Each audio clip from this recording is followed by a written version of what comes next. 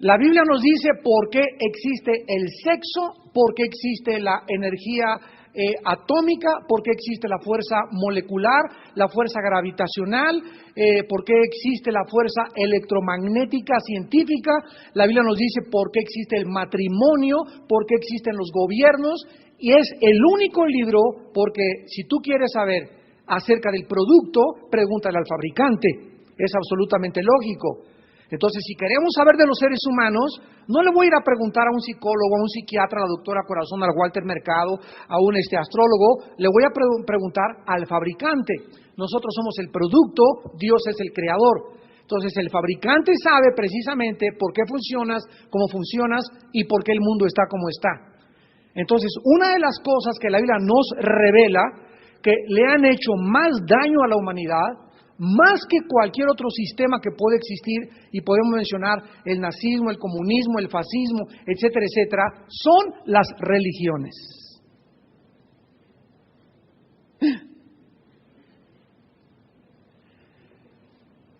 Cuando el ser humano se desconectó de Dios en el huerto del Edén, en ese momento el ser humano perdió la dirección de Dios, se separó de Dios espiritualmente, se desconectó de Dios.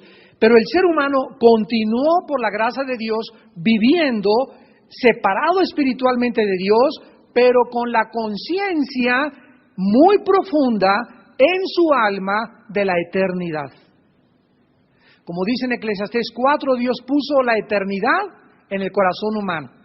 Como el ser humano trae la eternidad porque fue creado a la imagen y semejanza de Dios, el ser humano ha buscado desde la caída del huerto del Edén, a través de todos los siglos, la manera de salvarse. La manera de poder hacer algo, porque traemos la conciencia que hay un Dios. El ser humano no sabe quién es Dios y por eso adora la roca, Teotihuacán, esto y el otro. Todas las religiones que existen junto con las sectas son intentos de los seres humanos de salvarse a sí mismo por ellos mismos. Apunta, las religiones tienen un común factor denominador. Todas las religiones y todas las sectas buscan salvarse a través de ellos mismos.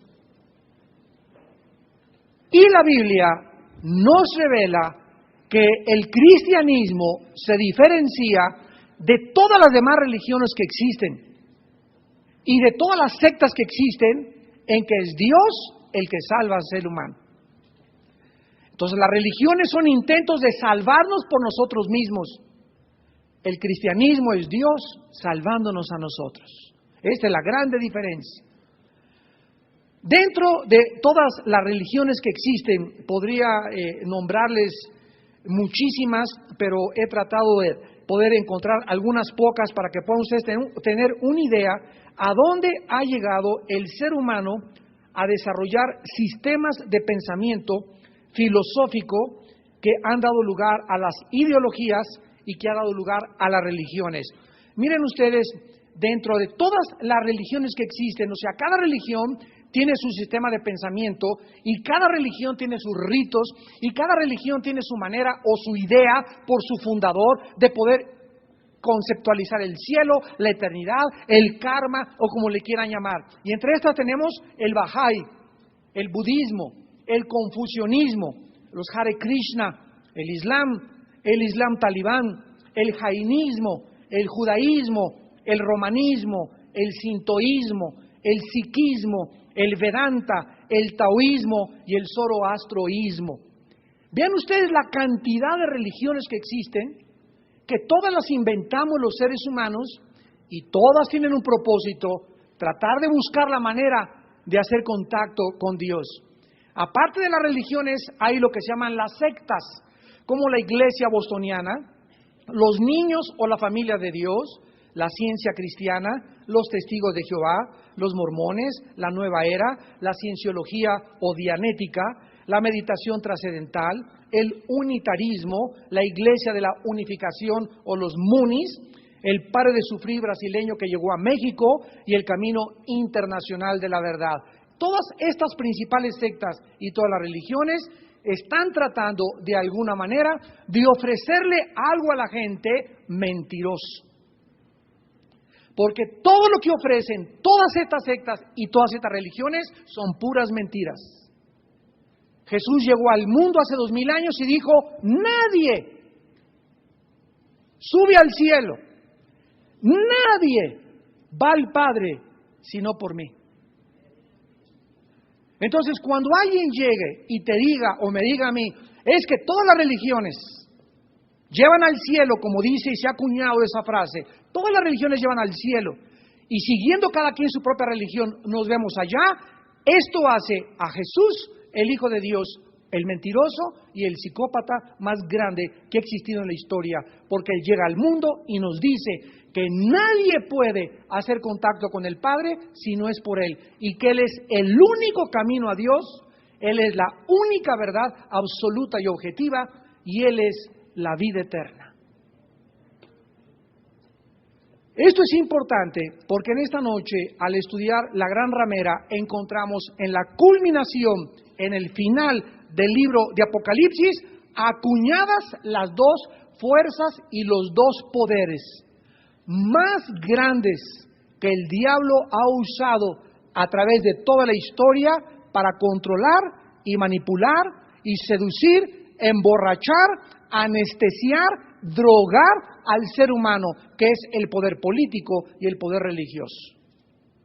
¿Me van siguiendo con cuidado? Cuando Jesús dijo, le reveló a los discípulos, los reyes de la tierra y los gobernantes de la tierra se enseñorean de las naciones y las oprimen. Ha habido gobernantes que se podría llamar un garbanzo de a libra, muy pocas excepciones, presidentes o gobernantes que verdaderamente han tenido el poder en sus manos, las riendas de una nación de millones de seres humanos o de miles de seres humanos en los países y naciones pequeñas, que verdaderamente han querido ayudar y han querido levantar a ese pueblo. De acuerdo a la Biblia, la mayor parte de los seres humanos, llámese gobierno democrático, dictatorial, imperialista, socialista, comunista, no importa el sistema de gobierno, el ser humano, al tener las manos y el control del poder político, se corrompe. Algo le sucede al ser humano que se echa a perder.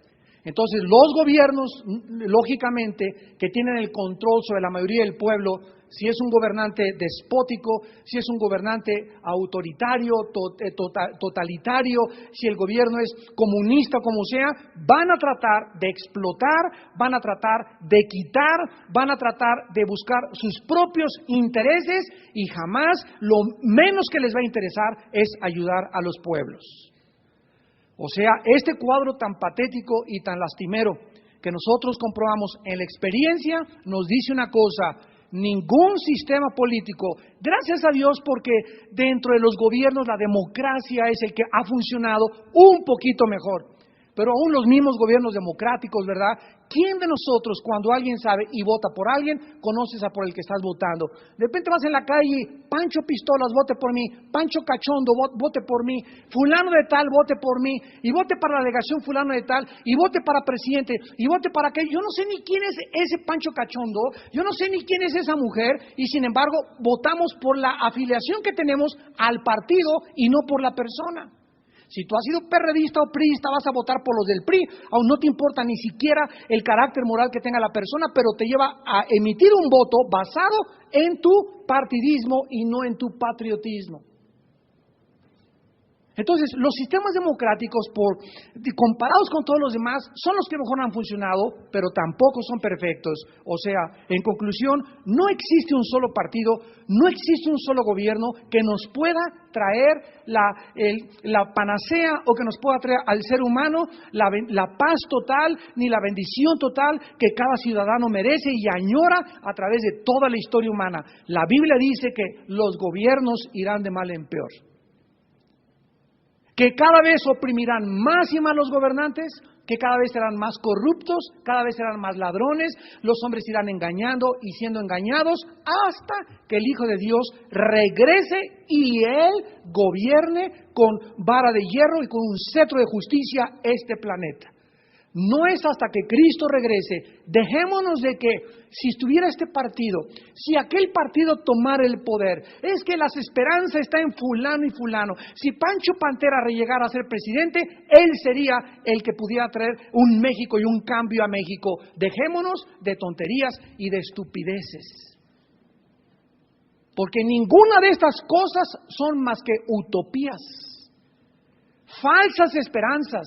No pongamos nunca las miras en ningún hombre, en ningún partido. Maldito el hombre que confía en el hombre, Jeremías 17. Votemos porque tenemos que votar por un partido, apoyemos y oremos por el presidente que tenemos, pero no creamos que serán mesías. Y que esos hombres en el poder nos salvarán y traerán y cambiarán la patria. Y el problema del mundo no es la pobreza, como los gobernantes desgraciadamente insisten todavía. El problema es la pobreza. Si en México soluciona la pobreza, si en las Antillas, si en las naciones del Caribe, si en el Centroamérica, el problema humano no es la pobreza. Aunque se vendieran todos los bienes y se repartiera todas las riquezas, el ser humano sigue pecando y sigue siendo malo a los ojos de Dios. De acuerdo a la Biblia, el problema humano se llama pecado. Y no es hasta que el ser humano es regenerado y nace de nuevo por el Espíritu que puede verdaderamente haber una esperanza en el mundo y en la patria o en la nación de cualquier parte del globo terráqueo. En Apocalipsis 17 encontramos a una mujer y a una bestia. Son los dos personajes o los dos protagonistas centrales de este capítulo. A esta mujer, dice la Biblia en el versículo 1, uno de los 7 ángeles que tenía las 7 copas, habló conmigo diciéndome, ven acá y te mostraré la sentencia contra la gran ramera, la que está sentada sobre muchas aguas, con la cual han fornicado los reyes de la tierra y los moradores de la tierra se han embriagado con el vino de su fornicación. Y me llevó en el espíritu al desierto y vi una mujer sentada sobre una bestia escarlata, llena de nombres de blasfemia, que tenía 7 cabezas y 10 cuernos. Veamos en primer lugar. Un ángel, una criatura sobrenatural, toma al apóstol Juan y le dice, ven, y lo transporta al apóstol Juan y lo lleva a un lugar geográfico. Este lugar geográfico no era un lago, no era el Popocatépetl, no era un valle, no era un bosque. Este lugar geográfico, donde el Espíritu Santo coloca el símbolo de la maldad. El símbolo de la maldad y de la prostitución, por las palabras que se usa, fornicación, fornicaron, ramera, todas estas palabras, utilizándolas en el sistema terrenal o en el lenguaje terrenal, nos dan la idea, para que tengamos una idea de lo que a los ojos de Dios significa este símbolo representado o protagonizado por una mujer ramera. El lugar donde se pinta y donde se retrata esta mujer es en un desierto. ¿Ya lo vieron? Te mostraré la sentencia, la gran ramera, la que está sentada sobre muchas aguas, con la cual han fornicado, y me llevó en el espíritu, versículo 3, al desierto. Qué interesante. Cuando nosotros examinamos el desierto en la Biblia, nos damos cuenta que la primera vez que aparece el desierto en la Biblia, aparece de una forma central, es en el libro de los Números, que los domingos estamos estudiándolo, donde es el área geográfica a través de la cual Dios atraviesa a su pueblo antes de entrar a la tierra prometida, a la tierra de Canaán. Había un desierto entre Egipto y entre la tierra de Canaán.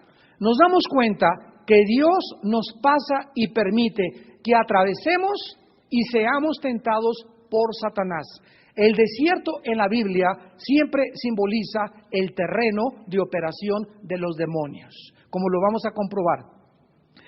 Al atravesar el desierto en el Antiguo Testamento no se nos muestra el mundo espiritual que estaba detrás, tentando a la gente. ¿Quién estaba detrás de la murmuración, de los traicioneros, de los pesimistas, de los derrotistas? ¿Por qué el diablo los convenció que se regresaran y que no podían entrar? Detrás había fuerzas espirituales, pero vemos en el Nuevo Testamento que no tenemos lucha contra sangre y carne, sino contra gobernadores, principados, huestes espirituales de maldad. Entonces el desierto es retratado como los terrenos de Satanás en la Biblia. Ahora, después aparece el desierto de una forma no coincidencial con Jesucristo.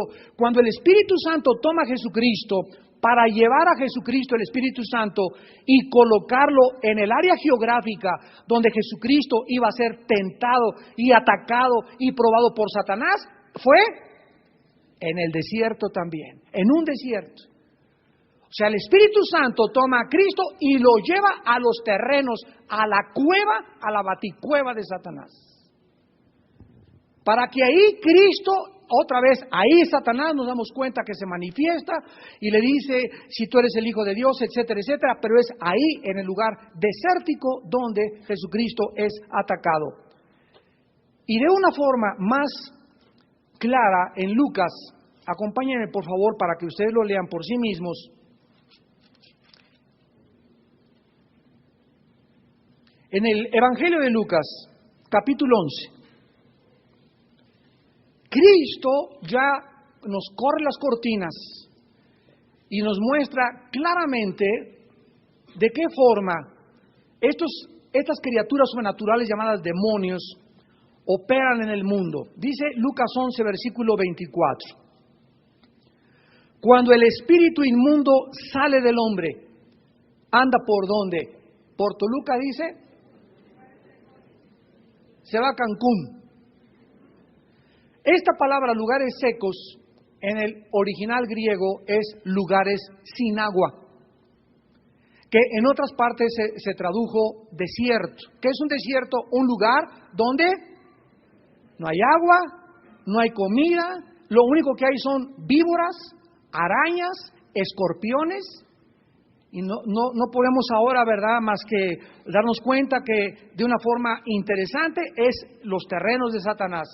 El espíritu inmundo, cuando sale, inmediatamente se sale de Pancho el espíritu, y vamos a ver por qué, y el espíritu anda por ahí volando, y lo que busca no es una cantina, ni meterse al Moloya, ni a Santa Marta Catitla, sino que busca inmediatamente un lugar donde no hay agua, porque ahí es donde ellos pueden permanecer y estar más tiempo sin ser molestados y donde pueden también descansar. Anda por lugares buscando reposo, o sea, es ahí en sus terrenos donde ellos pueden descansar. ¿Tú dónde puedes descansar? Tú te puedes ir en la noche a viajar y llegas a un hotel y siempre decimos, no hay como mi cama, ¿verdad? No sé, como que nos acomodamos en nuestra cama, la forma de mi cojín, la forma de mi colchón, pero es difícil descansar y dormir en otros lados porque tenemos ya nuestro lugar. Si realmente quieres descansar, decimos ya, no hay como llegar a mi casita y acostarme en mi cama. Entonces, la cama de los demonios, el lugar donde ellos realmente descansan, es en los lugares desérticos. Ahí encuentran reposo. Versículo 24. Y dice, y no hallándolo, o sea, llegan ahí buscando reposo. Pero la maldición sobre los demonios es que jamás descansarían, no importa dónde fueran. ¿A qué va la gente a las cantinas? A buscar reposo con una borrachera. ¿Por qué te haces un pericazo? Para buscar durante 4 o 5 horas escaparte de la realidad, evadirte la realidad y sentirte un poco bien. ¿Para qué te metes media de tequila o media de whisky? Para sentirte un poco mejor, que te cambie el ánimo, sentirte macho, etcétera, etcétera, por 5 o 8 horas. Sin embargo, no es cierto que encontraste en la coca, ni en la borrachera, ni en el alcohol, ni la mujer con la que te fuiste, esa paz que solo Dios te puede dar. Ahora, si nosotros los seres humanos no encontramos paz más que en Jesús, imagínense estos demonios que han sido maldecidos por toda la eternidad para nunca tener paz. Para jamás encontrar reposo. Como no lo hayan, dice, volveré a mi casa de donde salí. O sea, ahí va otra vez y se mete a la persona de donde salió. Y después ya dice que cuando llega a la barrida, entonces toma otros 7 espíritus peores que él, entrados moran allí, y el estado postre de aquel hombre viene a ser peor que el primero. O sea que si tú vienes aquí a los estudios y yo oí la palabra de Dios dice en Hebreos 5, no es posible que los que hayan sido iluminados y gustaron del don celestial y recayeron, sean renovados para arrepentimiento. Aquí está hablando no de personas que perdieron la salvación en Hebreos 5, está hablando de personas que nunca fueron salvas, pero que el Espíritu Santo les iluminó, les mostró y dijiste, ay, qué bonito en la noche me sentí, qué bonito hablaron, me gustó esa historia, pero no invitaste a Cristo a tu vida y los demonios te están esperando a la salida. Y si no llena tu vida en esta noche Jesucristo, y ustedes por televisión que están escuchando este mensaje, si no es en este momento en que el Espíritu Santo te habla, Él te dice, no te endurezcas cuando oigas mi voz. Porque es peligroso que te vayas y que te sientas que ya tienes a Cristo, pero no lo tienes, porque 7 espíritus se meten a tu vida y te hacen la condición peor de la cual estabas antes de que vinieras a escuchar la palabra de Dios. Regresamos a Apocalipsis. Y vemos pues que es en estos terrenos geográficos, en el mundo espiritual no hay desiertos, ¿verdad? Es un lugar físico, geográfico aquí en la tierra, donde se retrata a la ramera. Esta noche el título de la conferencia se llama Significado de la ramera o Significado de la madre de las rameras. Ahora, dice la Biblia en el versículo 2 que esta ramera, esta mujer retratada como una prostituta, ha fornicado con los reyes de la tierra. Inmediatamente asumimos que este es un lenguaje simbólico. No es una ramera literal física que se haya metido con Mussolini, con Hitler, con Napoleón, sino que de alguna forma espiritual se toman los conceptos de la fornicación y de la impureza sexual para transmitirnos verdades espirituales y podamos nosotros en el chip tan pequeño, diminuto de renacuajo que tenemos aquí adentro, poder entender un poquitín nada más de lo que Dios nos quiere explicar en esta noche. Y así es el lenguaje simbólico de la palabra de Dios. ¿Por qué se le llamaría a una ciudad? Porque vamos a ver que esta ramera en el versículo 18 es una ciudad. Apocalipsis 17, 18, ¿ya lo vieron? Entonces vamos avanzando. Esta mujer, ramera, prostituta, que ha fornicado con España, con Babilonia, con Egipto, con Italia, con Argentina, con México, esta mujer ramera, dice la Biblia claramente que es una mujer que representa una ciudad. La Biblia no es de interpretación privada, dice 2 de Pedro 1, y nadie puede llegar, pues para mí que es la Tongolele. O para mí que es fulana de tal. O es que sabes una cosa, a Dios no le interesa lo que tú pienses que es. Dios quiere que tú esperes que el Espíritu Santo sea el que te revele la interpretación de la palabra de Dios. La Biblia no es de interpretación privada y por eso hay sectas. Porque le dan una interpretación que la sacan de su contexto para hacer un pretexto y comienzan a pervertir y adulterar la palabra de Dios. Entonces, esta mujer, para comenzar, representa una ciudad.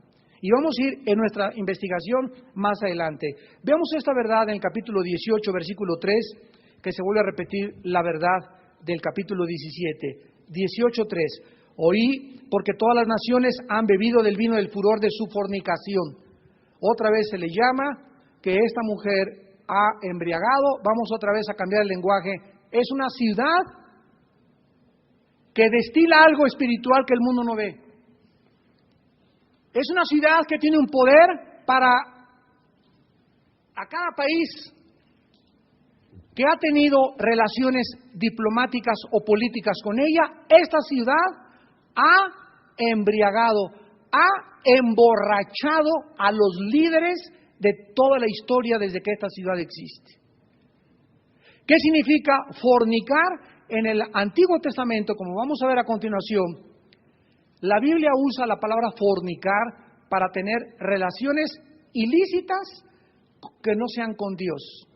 En Santiago 4:4, el apóstol dice en el Nuevo Testamento, almas adúlteras. ¿No sabéis que la amistad con el mundo es enemistad con Dios? Cualquiera que se constituye amigo del mundo se constituye enemigo de Dios. La Biblia me llama que si yo, Armando, estoy casado, ando ahí coqueteando y papaloteando con otras chavas, soy un adúltero a los ojos de Dios. Estoy deshonrando a la compañera de mi vida, a la amiga de mi vida, a la esposa de mi vida, y aun cuando no hiciera ninguna cosa física con esa muchacha, el simple hecho de mantenerla en mi mente o en mi corazón, a los ojos de Dios soy un adúltero sin necesidad de acostarme con ella. Jesús dijo en Mateo 5, oísteis que fue dicho, no adulterarás. Pero yo te digo que si tú miras a una mujer, si tú miras a un hombre para codiciarlo, ¡ay, qué mango, qué cuerote, qué muchachota, etcétera, etcétera! Ya adulteraste con él. Ya adulteraste con ella. Y se toma nota en el libro de Dios, cometió fulano de tal adulterio ayer. Y hasta que tú no vienes y lo sacas, lo confiesas, Padre, ayer vi a esa mujer y yo no te puedo engañar. Sí, Señor, la deseé. ¿Y para qué me voy a hacer el tonto? Y en ese momento la sangre de Cristo nos limpia de todo pecado. Pero tú no te puedes quedar con esos pensamientos en tu vida y crees que puedes coquetear con el pecado.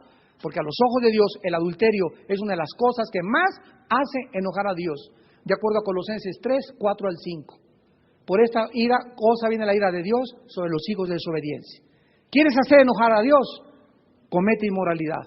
Es lo que más hace enojar a Dios y no se le escapa a nadie. Ahora dice aquí en el versículo 9 de Apocalipsis 18, lo mismo y los reyes de la tierra que han fornicado con ella. Otra vez el mismo lenguaje. Y vamos a Jeremías, al Antiguo Testamento, para clarificar, ya sin ningún lugar a dudas, que esta ciudad, al ser acusada de prostituta, significa que ha tenido relaciones ilícitas con otras naciones. Dice Jeremías 51, versículo 7. Copa de oro fue Babilonia en la mano de Jehová, que embriagó a toda la tierra. Su vino bebieron los pueblos, se aturdieron, por tanto, las naciones.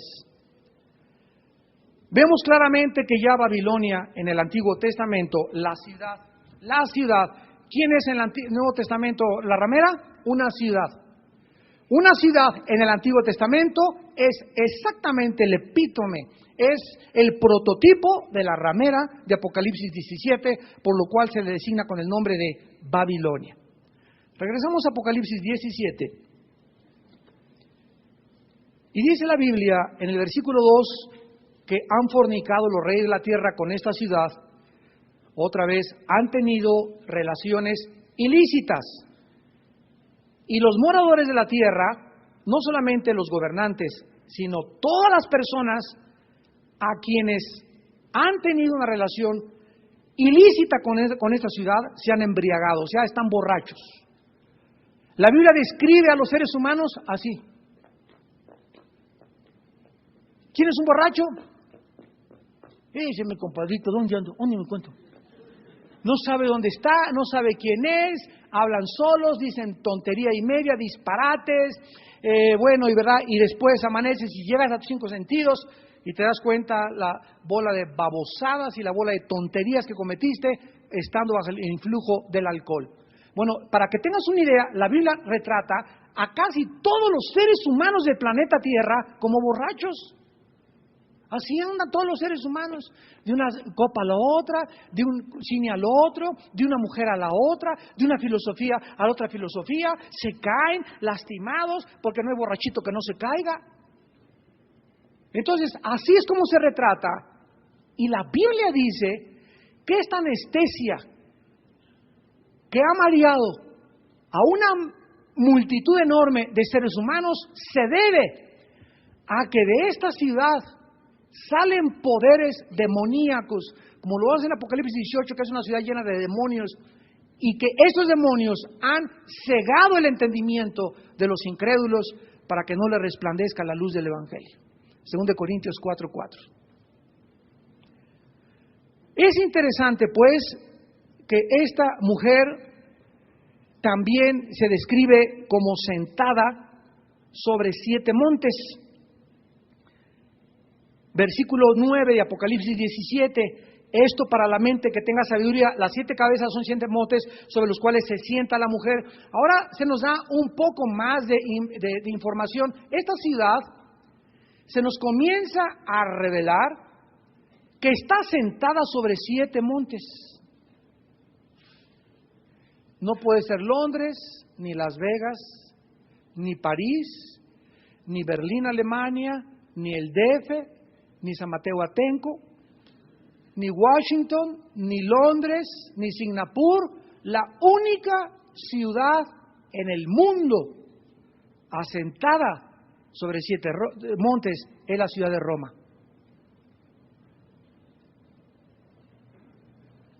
Es la ciudad de Roma. Hemos notado que el término fornicación se usa en el sentido espiritual para la infidelidad espiritual. Y en este pasaje, ¿verdad?, vemos que esta ciudad está sentada sobre 7 montes. Y vamos a ver que al mismo tiempo que se nos revela la ubicación geográfica de esta ciudad y que está sentada sobre 7 montes, se nos dice al mismo tiempo que estos 7 montes son 7 reyes, pero eso será el motivo de la investigación de la próxima clase. Ahora, es interesante que es la ciudad de Roma, porque en el Antiguo Testamento se le llama ramera a Jerusalén. En el Antiguo Testamento se le llama ramera a Jerusalén. Ezequiel 16, Ezequiel 16, 26 al 28, al 32, Isaías capítulo 1, etcétera, etcétera. Y la historia está repleta de enseñanzas que en Roma se encuentra una ciudad aparte de la ciudad de Roma, con un gobierno aparte de la ciudad de Roma, con un banco aparte de la ciudad de Roma, con gobernantes apartes de la ciudad de Roma, que se llama la ciudad del Vaticano. Y una vez que tenemos esta revelación, comenzamos a investigar en diferentes libros y comenzamos a descubrir que la historia está repleta de antecedentes de alianzas impías entre el Vaticano y gobiernos seculares. ¿Por qué se le llama a esta ciudad ramera y que ha fornicado? ¿De qué forma esta ciudad tiene una relación impía? Porque nunca fue el plan de Dios que el cristianismo se convirtiera o se mezclara con la política. Y el Vaticano es el único estado en el mundo, el único estado de todas las religiones que acabamos de mencionar, que tiene un lugar en las Naciones Unidas. Es la única ciudad en el mundo a quienes todos los reyes durante más de 17 siglos en Europa no hacían nada, no se casaban, no vendían sin permiso del Papa. Y en esta noche vamos a ver revelaciones tremendas. Por ejemplo, el Museo del Vaticano está lleno de pinturas, esculturas, tapices, oras y joyas valiosísimas que fueron usadas por gobernantes despóticos y que se las regalaron para comprar el permiso para casarse con tal o cual reina. La mayoría fueron regaladas a los papas por reyes, reinas, emperadores y gobiernos. Vamos a ver algunos ejemplos. El Papa León y Carlomagno. El Papa León III, apúntalo. El Papa León III y Carlomagno. Cuando el Papa León III fue derrotado por una rebelión popular y le echaron de Roma, huyó a la corte de los francos de Carlomagno para pedirle ayuda. El ejército de Carlomagno, sediento de sangre, recapturó Roma y restauró en el nombre de Cristo a León en la silla papal. En la Navidad del año 800 después de Cristo, el Papa colocó una corona sobre Carlomagno, nombrándolo emperador del Occidente. Carlomagno trabajó con el Papa 40 años para establecer un estado militar, forzando a sus ejércitos a que forzaran a los paganos a convertirse a Roma, so pena capital. El concordato en 1929 con Mussolini. En 1870 Italia declara su independencia y lo que quedó de los estados papales fue absorbido por la nueva Nación Unida. El pueblo había votado contra el régimen del Papa y a favor de la nueva independencia, pero la autoridad civil de los estados y de los papas fue limitada al Vaticano, donde permanecieron en exilio autoimpuesto por casi 60 años. En 1929, Benito Mussolini y el Papa Pío XI firman el Tratado de Letrán. Este concordato hacía nuevamente el catolicismo romano por ley nacional la única religión de Italia so pena de muerte. Ni Pedro, ni Pablo, ni Cristo habrían celebrado jamás ningún acuerdo con ningún gobierno, mucho menos con una dictadura fascista como la fue la de Benito Mussolini. Por haber confiscado los territorios papales, en 1870, Italia le paga al Vaticano 750 millones de liras al contado y 1.000 millones de liras en bonos del Estado. Con estos fondos se funda el Banco del Vaticano. Por causa de este tratado de Letrán, el Papa coloca a Mussolini en el poder y le declara a la gente: Mussolini es el hombre enviado por Dios y por la providencia. Mussolini necesitaba la iglesia como la bestia necesita la ramera para establecer su control sobre Italia. Este fenómeno se ha dado por toda la historia y la iglesia estuvo dispuesta a ayudarlo por causa de que él le ayudó al Papa a sentarse en la silla papal. Vaticano le regresaba el favor al dictador asesino, terrorista más grande después de Hitler de la Segunda Guerra Mundial.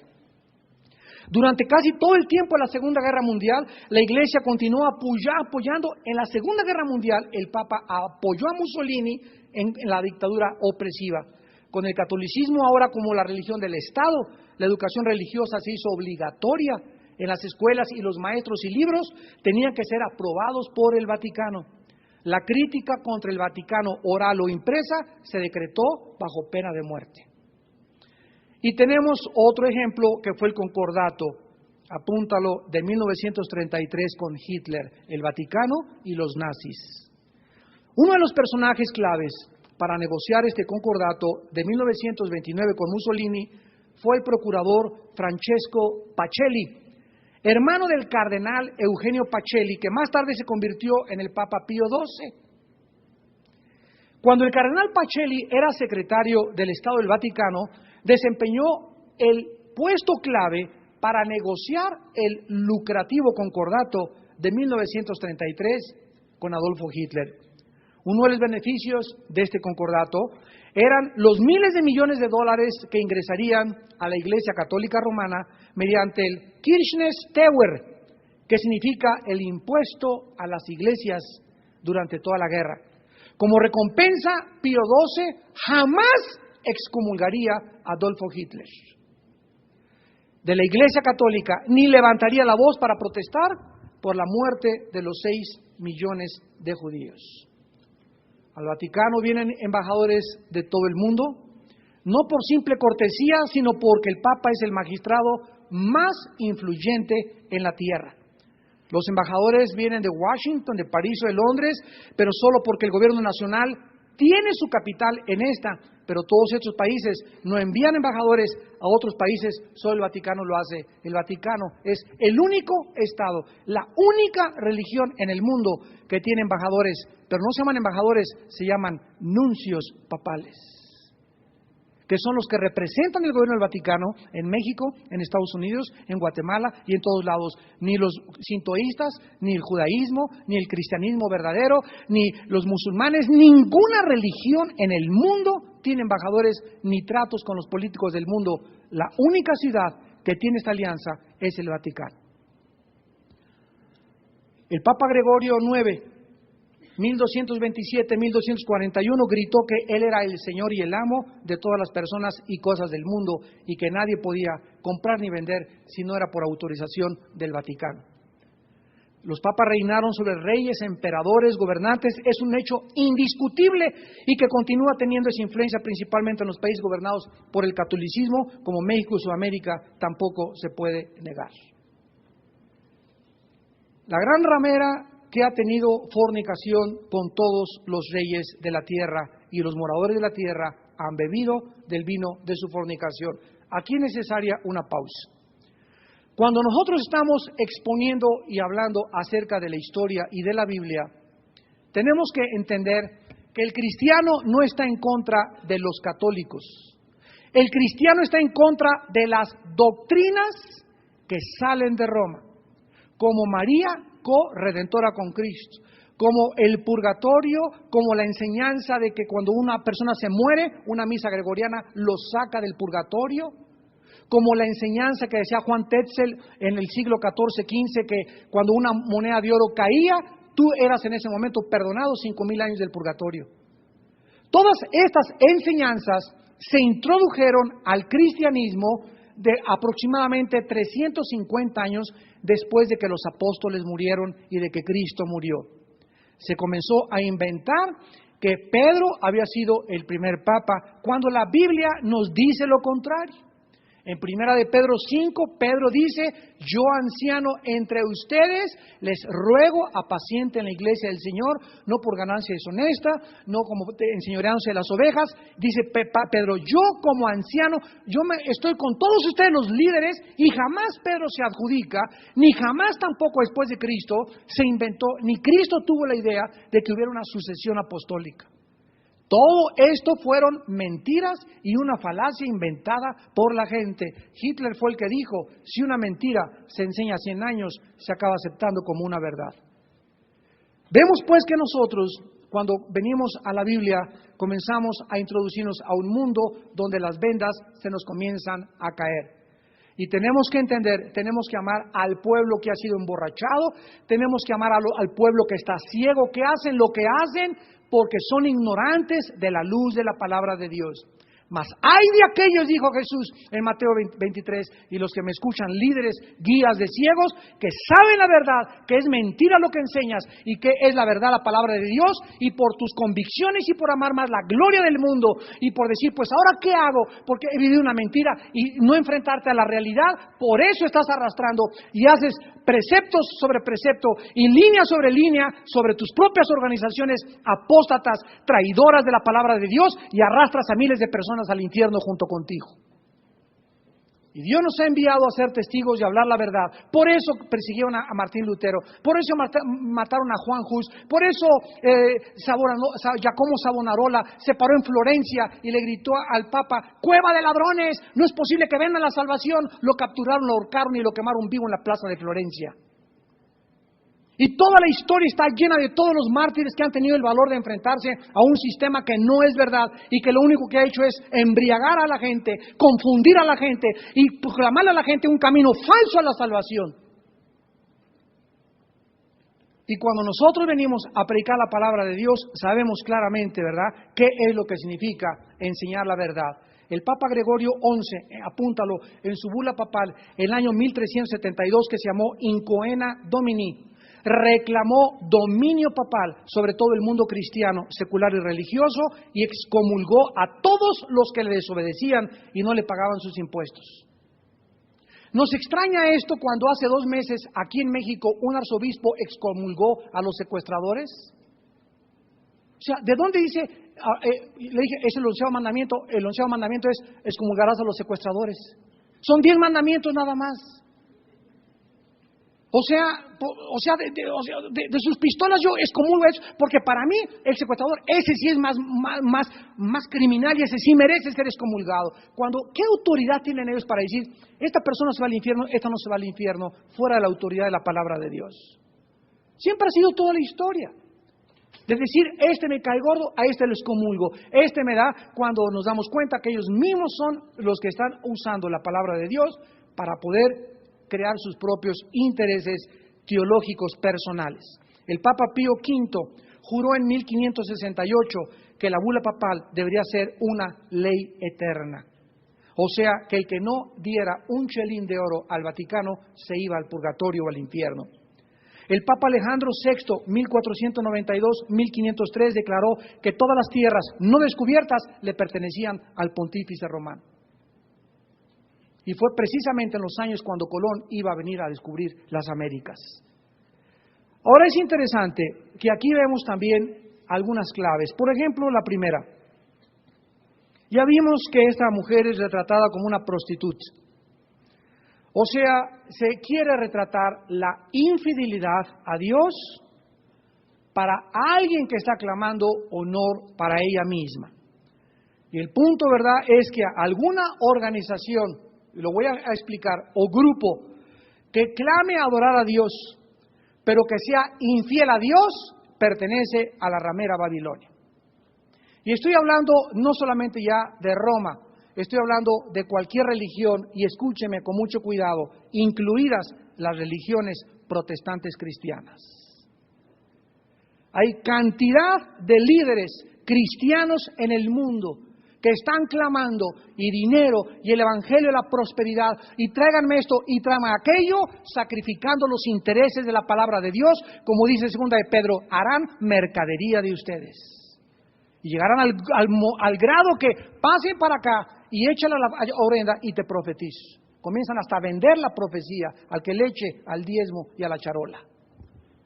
Toda esa gente pertenece también a Roma la ramera. O sea, no creamos y tratemos de comenzar a comprender este mensaje, que solamente Roma es la única culpable. Ella inició junto con Babilonia y permitió el cristianismo, pero se le han adherido miles de religiones y todas las que tienen ese espíritu de el mercantilismo, de vender a Cristo, de vender el evangelio. Ahora hay predicadores que hablo por teléfono, oiga hermano, venga a predicar aquí a una parte de Sudamérica, y me preguntan, ¿cuántos son sus honorarios? ¿Cuánto nos cobra por noche? ¿Cómo que cuánto les cobro por noche? Les contesto. ¿Quién les ha cobrado? Ustedes tienen la culpa, les digo a muchos pastores, por invitar a esos mercenarios del evangelio. ¿Por qué lo que son mercenarios? Siempre les he dicho a mis hermanos pastores, el día que invites a alguien a tu iglesia y te cobre, córrelo y sácalo a patadas. Jamás lo vuelvas a invitar porque no es un siervo de Cristo. Dice en 1 Corintios 9, ¡ay de mí!, dice Pablo, si no predico el evangelio gratuitamente. Léelo otra vez en tu Biblia. Tú que cobras por predicar y cobras por tocar y cobras por cantar. Cobra allá en el Teatro Blanquita. Cobra allá en el autódromo, cobra en otros lados, pero no vengas a las iglesias a decir, me cuesta tanto y les cobro $1,000 la noche y traigo traje gris y traje negro para predicar. Porque comenzamos a vender el evangelio, son miembros de la gran ramera. Este espíritu, repito, no solamente está en Roma, se está introduciendo al cristianismo y está pervirtiendo el cristianismo y está degenerando el cristianismo, y estamos los cristianos cayendo en esa trampa enorme, satánica, en la que ya se convirtió en un negocio el cristianismo. ¿Cómo es posible que se puedan atreverse a decirme cuánto cobra por noche? ¿Cuántos son sus honorarios?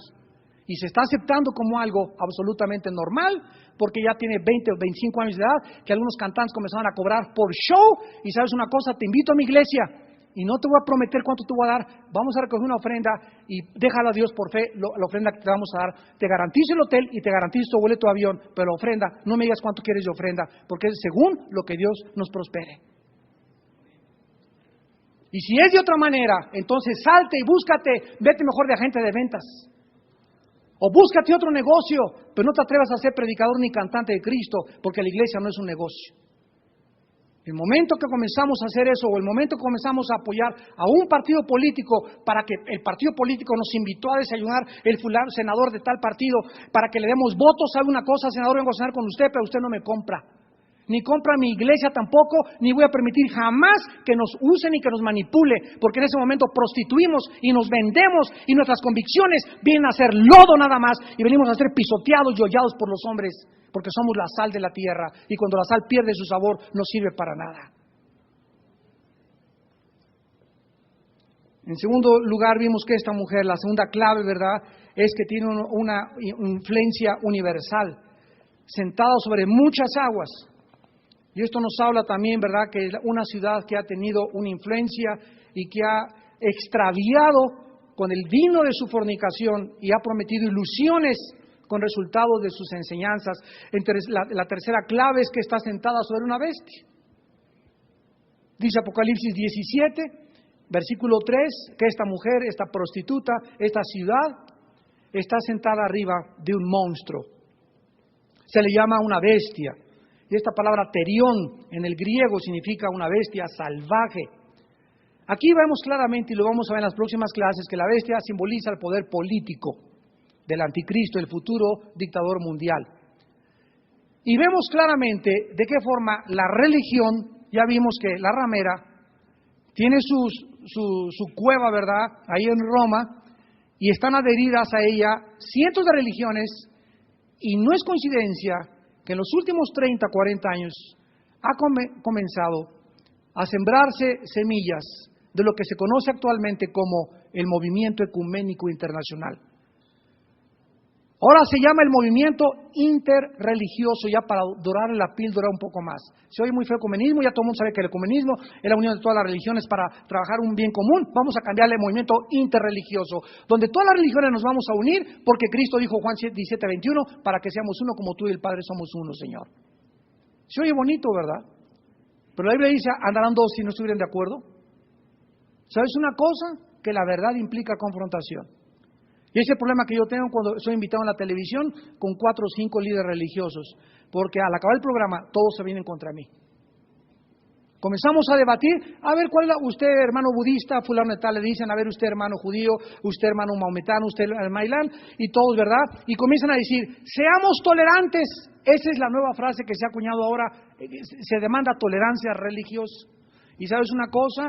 Que si nosotros creemos, al acabar el programa, que verdaderamente el hermano budista, el hermano judío, el hermano maometano, el hermano taoísta, todos tienen su verdad y yo tengo mi verdad, Dios mío, entonces ¿cómo puedo yo enseñarle a alguien que hay que buscar la verdad cuando hay muchas verdades? Esto es una contradicción filosófica dentro de la filosofía analítica. La filosofía analítica analiza el origen del conocimiento. A ver, hermano budista, así se debe comenzar. ¿De dónde sacó usted que el panzoncito Buda es la verdad? Cuando él dijo que ni en Dios creía, el budismo es ateo.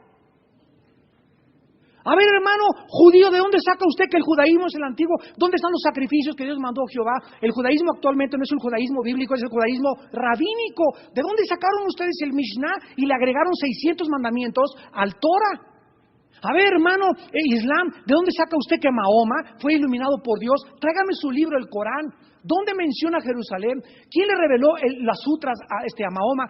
¿Qué fue lo que dijo a Mahoma de esa revelación? Que se le apareció el ángel Gabriel que le reveló el libro del Corán. Y buscamos el origen, la idea que dio inicio a ese conocimiento, a esa ideología, esa filosofía que se convirtió en una religión y que está embriagando a sus seguidores. Y cuando nos toca a nosotros, a ver, ¿de dónde salió el cristianismo? Jesús inmediatamente resalta como la luz del mundo. ¡Qué hombre! ¡Qué libro como la Biblia! ¡Qué personaje! ¡Qué humildad! ¡Qué mansedumbre! El cambiador de la historia, el divisor de la historia. Nada más tráiganme a una persona que se le pueda comparar a Jesucristo. En su vida, en sus enseñanzas, en su originalidad, en su entrega, en su mansedumbre, en su humildad. No existe ningún líder, no existe ningún libro sagrado que se pueda comparar, ni siquiera con la Biblia. Y ahí es cuando entramos nosotros la defensa y los demás personas se sientan amenazados y nos llaman intolerantes a nosotros porque no aceptamos que solamente nosotros tenemos la verdad y nos llaman, es que esa es tu verdad y tenemos nuestra verdad. Y yo les contesto, entonces no hay verdades objetivas más que verdades subjetivas. Y si no hay verdades absolutas, estamos tristemente tirados en el suelo, porque entonces el ser humano jamás podrá decir, no hay ni una sola verdad, no hay nada que me pueda decir a qué consagro mi vida, no vale la pena más que vivir, mejor me pego un balazo porque no vale la pena vivir como un animal y como un chango.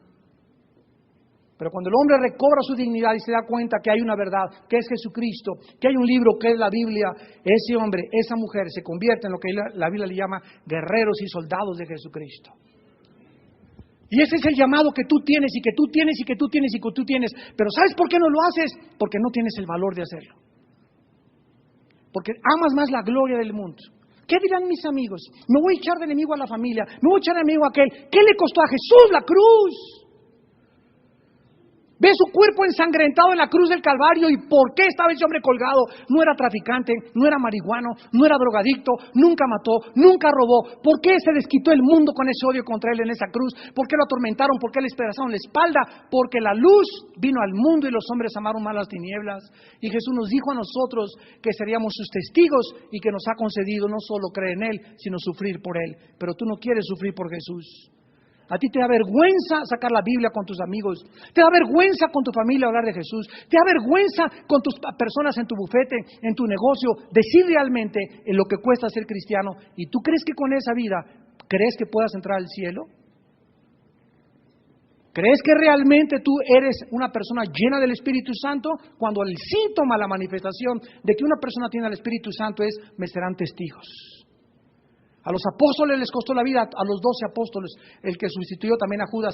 350 años de mártires en el Coliseo Romano que dieron su vida a los leones por decir que Jesús era el Señor. Pero los cristianos del siglo XX duermen en camas de seda, están hechos de mermelada McCormick, son apóstatas, son cobardes, vienen solamente aquí el domingo. Si tengo 3 cuadras donde no puedo estacionar mi carro, ya no entro a la iglesia, busco una iglesia donde de mi carro al santuario hay un elevador y me pongo una alfombra roja para llegar. Si llego a una iglesia donde no hay una cinta cómoda, ya no voy a esa iglesia. Si no hay una iglesia donde hay una chava a quien ligar y pegar mi chicle, ya no voy a esa iglesia. Si no hay una iglesia donde no me miren feo y me miran feo, ya no regreso a esa iglesia. ¿Este es el cristianismo realmente de la Biblia? Cada vez buscamos más comodidades y más comodidades y más comodidades. Cuando los cristianos primitivos se reunían en las catacumbas, y sabían que salir de esa catacumba les iba a costar hasta la vida si los descubrían que se reunían ahí. Y nosotros libremente en México, gracias a Dios, nos reunimos gracias al gobierno que tenemos, que nos da libertades de reunirnos sin ninguna vergüenza y poder proclamar cualquier cosa a los 4 vientos. Ve a Cuba a ver si te dejan predicar lo que estoy diciendo. Ya estaría yo ahorita 20 años, 25 años sin estar en una cárcel en Cuba. Vete a Afganistán, vete a Irak, donde había represión, y a otros países donde el mundo no ha podido comprender lo que es la libertad de los ciudadanos. Pero aquí tenemos un país donde podemos predicar el Evangelio y se esconden detrás. Y Cristo algún día nos demandará la clase de vida que nosotros vivimos. Oremos. Padre, te damos gracias por habernos revelado la verdad y el misterio de tu voluntad. Y te damos gracias, Señor, porque tu Espíritu Santo está despertando a una iglesia dormida. A un cristianismo frío, mercantil, a un cristianismo barato, un cristianismo sin convicciones, un cristianismo donde muchos viven dobles vidas. Y tal vez si esta noche murieras, tú que me escuchas también por la televisión, te darías cuenta que desperdiciaste tu vida, viviendo perdidamente, viviendo convencionalmente, amando siempre la gloria de los hombres. Nunca te atreviste a ser un cristiano valiente, ni enfrentarte al mundo, ni a tu familia, ni a tus amistades, porque preferías esa amistad, preferías el club, preferiste la aceptación de la sociedad y la cultura en que te desarrollaste a la gloria que viene de Dios. Pero Dios está llamando a su ejército. Dios está llamando a sus valientes, porque es la última guerra que vamos a pelear tal vez. Cuando el anticristo surge en el mundo, entonces nadie podrá comprar ni vender sin la marca del anticristo.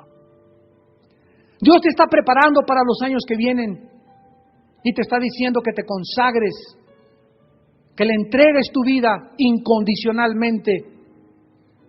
Él te quiere llenar de su espíritu y mostrarte su poder, que nadie nos puede tocar, nadie, si Él no lo permite. No tengan temor, pequeña manada, estoy con ustedes todos los días hasta el fin de los siglos. Yo soy tu Dios que te sostengo, yo soy tu Dios que te esfuerzo. Yo le dije a mi apóstol Pablo, dice el Señor, Pablo, quédate en Corinto. No tengas temor porque nadie te puede poner una mano hasta que mi plan termine con tu vida. Te damos gracias, Señor, porque somos tus siervos y hemos sido llamados a seguir las huellas de Cristo. Y a Él lo crucificaron por predicar la verdad. No tengamos temor de hablar la verdad a costa de nuestra propia vida. No tengamos temor de nadie, ni el infierno, ni la desnudez, ni la pobreza, ni los principados, ni los demonios. No hay nadie que nos pueda separar nunca del amor de Jesús. Si Dios con nosotros, ¿quién contra nosotros? El mundo que vivimos tan miserable a nuestro alrededor, los terroristas, los crímenes a los niños, los robos, los secuestros, los crímenes, los abortos, la eutanasia, los muchachos embarazando a su novia, toda esta miseria, todo este pecado, toda esta hipocresía, toda esta falsedad viene porque no hay luces, porque no hay cristianos que se levanten y que le muestren a la gente cuál es el camino. En esta noche Dios te llama a que aceptes a Cristo como tu Salvador y tu Señor. Y si hay alguna persona en esta noche que quiera venir a la cruz e invitar a Cristo, ya sabes ahora el precio que tienes que pagar. Cristo te dice que no lo sigas si no quieres negarte tu vida. Si no quieres negarte a ti mismo y no vas a cargar una cruz, no te atrevas a seguirme, dice Jesús. Porque va a ser más grande el castigo contra los que oyeron y vieron la luz, contra aquellos que jamás escucharon mi palabra. En esta noche ven a Jesús dispuesto a seguirle, no solamente a creer en Jesús, sino a seguirlo. Y el camino de Cristo termina en una cruz, pero después, acuérdate, a los 3 días resucitó. Resucitó. Y nos enseña a no tenerle miedo a la muerte, porque es lo último y lo peor que nos podría suceder, la muerte. Y aún para eso es ganancia para nosotros. Este es el valor que tuvieron los hombres que siguieron a Jesús y las mujeres que se consagraron a Él. Que no habría ninguna fuerza ni poder en el mundo ni en el infierno que los pudiera detener, porque somos más que vencedores. Ven a Cristo esta noche y si quieres invitar a Cristo a tu vida, arrepiéntete de tus pecados. Arrepiéntete de la vida que has llevado. Cree que Jesús en la cruz pagó con su sangre por tus pecados e invítalo a tu corazón como tu Señor y como tu Salvador. Y ahí desde tu lugar dile estas palabras: Señor mío y Dios mío, en esta noche te pido perdón por mis pecados. Te doy gracias por haberme mostrado la luz, la verdad de la vida y el engaño en el que el mundo está sumido. Ahora, Padre, quiero ser una luz enviada por ti. Ahora quiero ir a contarle a mi familia la urgencia que tienen de venir a la luz, para que salgan del engaño, de la religiosidad, de la apostasía, del legalismo, para que salgan de su embriaguez espiritual. Oh Dios, hazme un instrumento de tu honra en tus manos, porque creo que en la cruz tu Hijo dio su vida por mí, y te pido, Jesús, que entres a mi corazón como mi Señor y mi Salvador. Sácame de esta generación perversa y corrompida y conviérteme en un luminar en medio de tantas tinieblas, porque el mundo está siendo asfixiado por la mentira de las religiones, creyendo que es el camino que los puede salvar, cuando tú, Jesús, eres el único Salvador, que entrarás a mi vida en esta noche y te seguiré con todo mi corazón, para tu gloria eterna, Hijo de Dios. Amén.